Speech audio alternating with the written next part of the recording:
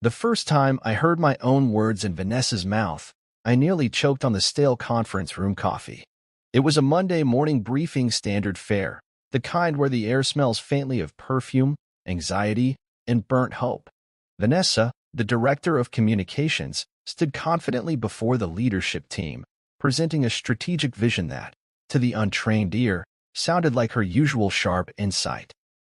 But to me, every sentence echoed something I'd written the week before in a buried proposal, one she had requested, just for context. She didn't change a word. Not the cadence, not the phrasing, not even the metaphor I used about in narrative architecture. I watched the nodding heads around the table and realized no one suspected a thing. She delivered my voice as if it had always belonged to her, and worse, she believed it now did. At first, I told myself it didn't matter. I was a mid-level strategist with a reasonable title, a decent salary, and a quiet office with a frosted glass door. Maybe this was how things worked in the corporate world. Maybe my words weren't stolen so much as repurposed. But that illusion cracked the second time it happened. And the third. Eventually, it wasn't just my white papers and briefings, it was internal emails, executive memos, entire speech drafts she started requesting under the guise of collaboration. Vanessa micromanaged every word I wrote. She'd pepper my drafts with tracked changes so precise they bordered on obsessive. Say spearhead instead of lead, she'd note. Use accelerate. It's more urgent. It was always about tone, polish, presence. She claimed it was about brand alignment. I realized, too late, that it was about control. She wanted to reshape my voice into something she could wear convincingly, like a tailored suit of credibility. I tried confronting her once, carefully, in her office after a particularly galling town hall where she recited entire paragraphs from a deck I'd created for an entirely different initiative. Her response was smooth, practiced. This department thrives because of the synergy between us. I amplify your work, she said with a smile that held no warmth. You should be flattered. Flattered. That word stayed with me like a splinter in my palm. Something small, painful, and easily dismissed by everyone else.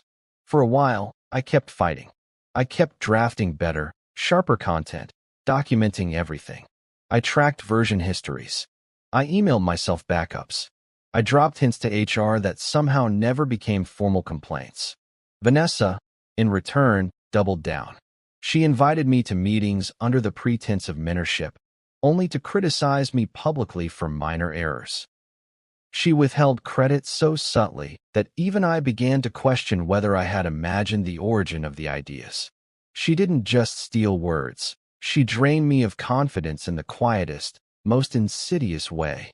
But what she didn't realize was that every time she overlooked me, every time she used my work as her own, she was teaching me exactly how to unmake her. Not with rage, not with accusations, but with something colder, smarter. That winter, I stopped correcting her. I gave her exactly what she wanted, phrases that sounded impressive but offered no real value. I built walls of buzzwords, gilded nonsense wrapped in sleek language. She never noticed the hollow center. And on weekends, when the office fell silent and the city exhaled its week-long tension, I started building something else. The city changed on weekends. The glass towers downtown emptied of their sharp-dressed occupants, and the streets softened into something more human. For me, those 2 days became sacred, not for rest, but for clarity. On Saturdays and Sundays, I pulled the curtains in my apartment just enough to let in the light but not the noise. I brewed black coffee, turned off my phone, and sat in front of a screen that didn't care about politics or performance reviews. I wasn't a developer by trade, but I had spent enough years adjacent to software teams to understand their logic, their process. I began teaching myself again with the same hunger I had back in college, only this time, there was no syllabus, no professor, just purpose. I studied Agile architecture, learned Python and JavaScript late into the night, built and scrapped 3 prototypes before anything even resembled a platform. At first, I didn't know exactly what I was building, only that it needed to replace something Vanessa controlled, that it had to render her irrelevant without making a sound. Over time, the idea crystallized, a communication orchestration tool that used machine learning to generate internal briefs, adapt corporate messaging, and sync team updates with executive visibility without the bottleneck of her department. It was bold, ambitious, quietly revolutionary. The company had grown fat with middle layers of approval and branding, which made every department sluggish. Vanessa's team, particularly, operated like a gatekeeper, a translator of ideas from the engineers and product leads into palatable words for leadership. But I knew the truth.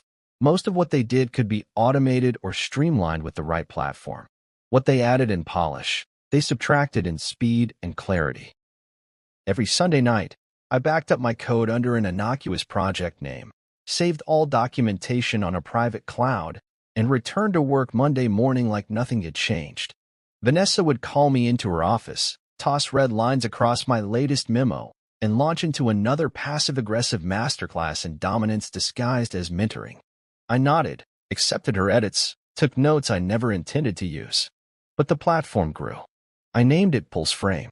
Clean, modular, scalable.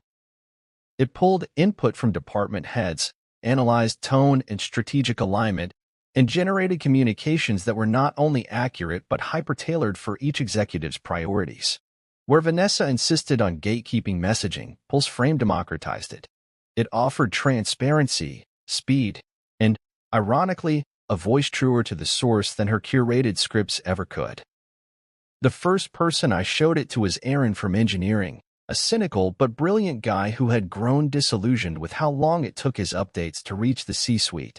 I gave him access under NDA, and he was immediately hooked. Then came Priya from product, then Tamika from HR. Within a month, I had 5 departments quietly using Pulse Frame in the background. They weren't just impressed, they were relieved. And yet, every Monday, I returned to my desk with my head down, handing Vanessa exactly what she expected. I let her believe I had surrendered, that I had accepted my place as the anonymous craftsman behind her spotlight. Meanwhile, Pulse Frame spread like wildfire beneath her feet. I wasn't worried about her discovering it. Vanessa wasn't curious by nature. She was vigilant only about what threatened her control directly. Anything outside her worldview didn't register. She monitored people, not systems. She played chess with egos, not code. Still, I knew the day would come when I'd have to move from silence to action. Pulse Frame was growing too powerful, too useful, to remain a secret forever. I began cleaning the interface, writing the pitch deck, modeling ROI for leadership. It had to be undeniable, not just useful, unignorable, and I had just the presentation in mind. A quarterly innovation showcase was coming up. An internal forum where employees could pitch productivity tools and strategic ideas to senior leadership. Normally, it was a safe stage for half-baked process tweaks or passion projects. But I knew that if I timed it right, Pulse Frame would hit them like a thunderclap. I registered my name under an alias team I'd invented. Vanessa didn't even notice. She was too busy preparing for her own presentation, another speech largely composed of words I'd ghostwritten and hollowed out. There was a certain poetry to it. She was rehearsing my past. I was coding her future out of existence. The showcase was held in the 11th floor auditorium, a sleek, minimalist space that always felt colder than necessary. Light filtered in through floor-to-ceiling windows, catching on chrome fixtures and bouncing off the white walls like the boardroom version of sunlight. It was a stage designed to flatter authority, to amplify the already polished, and reduce hesitation to background noise. I arrived early, not out of nerves but precision. The deck was finalized. The demo environment had been stress-tested for days. I wore a plain navy blazer, no tie, no flash, just confidence folded into every breath. Vanessa walked past me 15 minutes before the presentations began. She didn't look twice. There were 8 presenters scheduled. Most came with simple, well-intentioned process improvements, a dashboard for tracking OKRs, a redesign of the internal wiki. Good ideas. Safe ideas. Ideas Vanessa would nod at supportively while mentally ranking their value to her department's domain. I was 7th on the roster. My name, well, the name of my fictitious project team, was listed simply as Pulse Frame Initiative. That anonymity was intentional.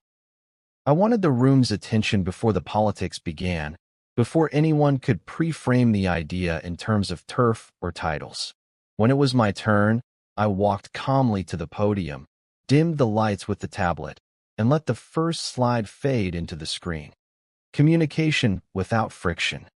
The silence that followed was clean, curious, expectant. I spoke slowly. I spoke like a man who had nothing left to prove, only something worth revealing. Every week, this company generates brilliance, I began. From engineering breakthroughs to customer insights, strategic shifts, and cultural innovations. But too often, those ideas are diluted, delayed, or distorted on their way to the people who make decisions. Not by malice, not by incompetence, but by process, layers of messaging control, inconsistent interpretation, and approval cycles that put clarity last. No one moved.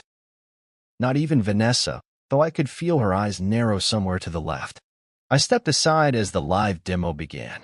The pulse frame dashboard lit up, simple, intuitive, almost elegant. I walked them through its core functions. How department leads could input raw updates, how the system used NLP and context-aware filters to reformat messages based on recipient role and priority, how versioning and transparency kept authorship clear, and how real-time analytics showed message resonance across teams. By the third slide, I had the room. By the fifth, I had them leaning in. And by the time I showed how Pulse Frame reduced communication lag by 40% in our pilot groups, names which included teams that leadership respected, the atmosphere had shifted, from polite curiosity to palpable interest. The final slide was simple. It's not just about speed. It's about trust. When I ended, the applause was honest. Not explosive, but the kind that comes from people who've just seen something they hadn't realized they needed until that very moment. The head of operations asked to see the metrics again. The CFO wanted the licensing model. Even the CEO, who'd been checking his phone early in the day, was now nodding thoughtfully, lips slightly parted, as if mentally reshuffling a deck of priorities. And then, inevitably, Vanessa spoke.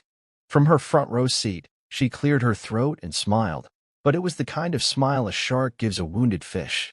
Interesting tool, she said. But how does it ensure tone consistency with our brand? We've spent years establishing editorial standards, voice, cadence, polish, human nuance. I looked at her directly for the first time that day, and I smiled, too. Pulse Frame doesn't replace human judgment, I said, keeping my voice even. It empowers it.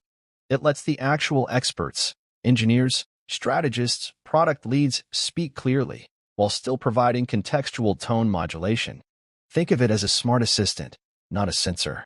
In fact, I'd argue it produces messages closer to the authentic voice of our teams than anything filtered through 5 layers of approvals. A few heads turned. She felt it. She tried to recover, offering a rhetorical nod of agreement, wrapping her arms around the idea as if it had always been part of her vision. Of course, as long as it's integrated with communications. But that wasn't the plan. The VP of Product raised her hand. Actually, she said, I think this works better without the traditional structure. Less gatekeeping, more agility. A few others murmured in agreement.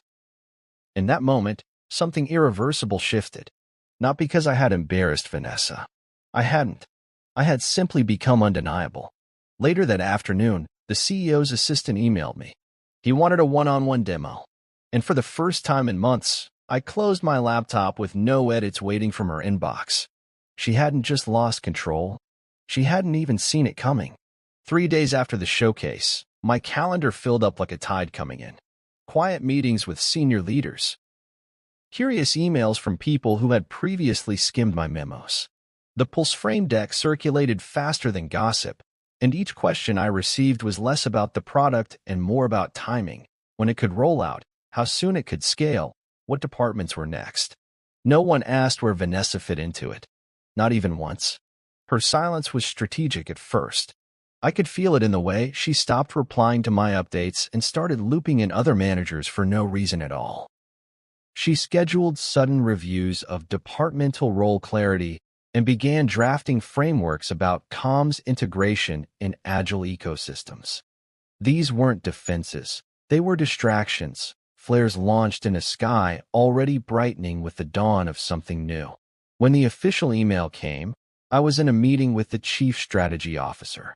Subject line: Leadership Realignment, Strategic Communications. It began with the usual euphemisms. After careful review, aligned with future vision. Enhanced focus on impact. But the line that mattered most was this: Vanessa Keys will be transitioning out of her current role, effective immediately. No fanfare. No retirement luncheon. Just a severance package, a digital handshake, and a polite corporate death. I stared at the screen for a moment, not with triumph, but with a strange, quiet calm. I felt no rage, no victory dance swelling in my chest. Just a long, deliberate exhale. The next day, HR announced a new organizational structure. Communications would now fall under a broader engagement and intelligence unit, led by me. Pulse Frame was no longer a tool. It was a strategy, a pillar, a new operating model. They gave me a new title, too: Executive Director of Strategic Enablement. It sounded like something made up, but the resources and authority attached were very real. I had my pick of team members, my own budget, direct access to the C-suite. Vanessa didn't clear out her office herself. I passed it on my way to a briefing with the COO. The glass was still fogged from her nameplate, hastily removed, leaving behind a faint silhouette of letters no one would remember in a month. But the story didn't end there. That would have been too clean. 1 week after her departure, she reached out. A short message, professional in tone but colder than ice. Hope the role is everything you imagined. I'm sure you'll enjoy managing the very system you once tried to dismantle. I read it twice before closing the window. She still didn't understand. I hadn't dismantled the system. I had replaced it. Not out of vengeance. Not out of pettiness. But because she made herself obsolete by clinging to control instead of vision.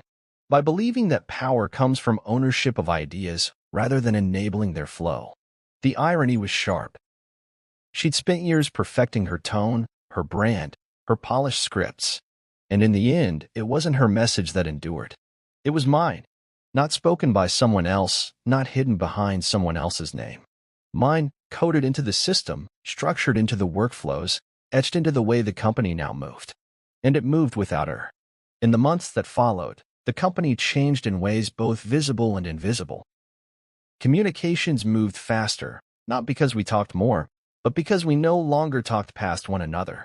Pulse Frame matured into more than software. It became a new form of fluency. Executives began referencing it in strategy meetings. Directors folded its metrics into performance reviews.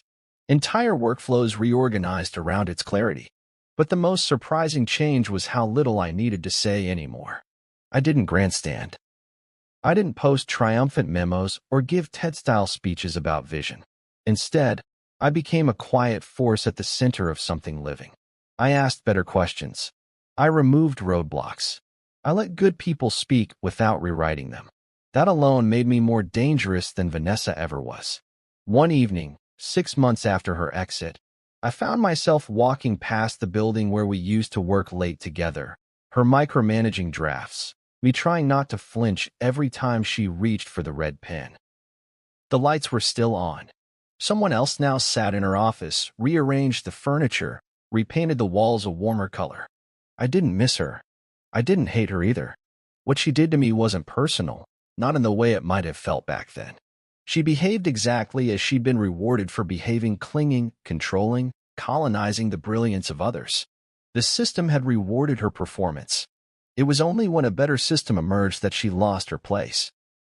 That was the real revenge, not her downfall, but my refusal to become her. I built something that made her tactics irrelevant. I became someone she couldn't mimic. I didn't raise my voice. I rewrote the rules. It wasn't about winning. It was about becoming undeniable. And that's the quiet truth they never teach you in boardrooms or business school. The most lasting revenge isn't poetic or loud. It's not a single act of triumph. It's a life redesigned so fully that the person who tried to control you can't even recognize the world you now run.